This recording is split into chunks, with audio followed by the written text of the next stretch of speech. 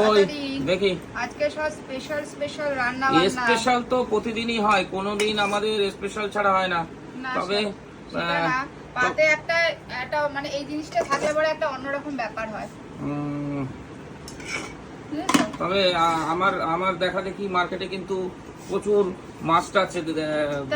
তুমি হয়তো সবার পথপ্রদর্শক, তোমাকে সবাই কন্টেন্ট ক্রিয়েটর হয়েছে, তোমাকে অনুসরণ করে সবাই চলছে। এটা ভালো না বলো? হ্যাঁ ভালো তো অবশ্যই। তোমার আরো মানে ভালো লাগা দরকার।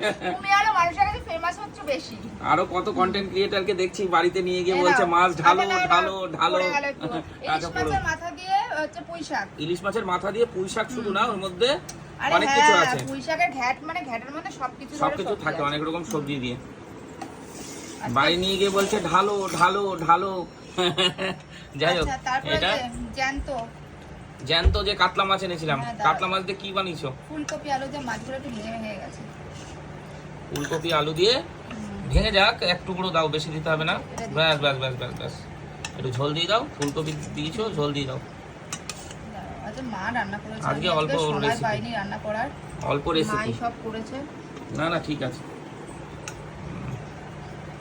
ঠিক আছে ঠিক আছে।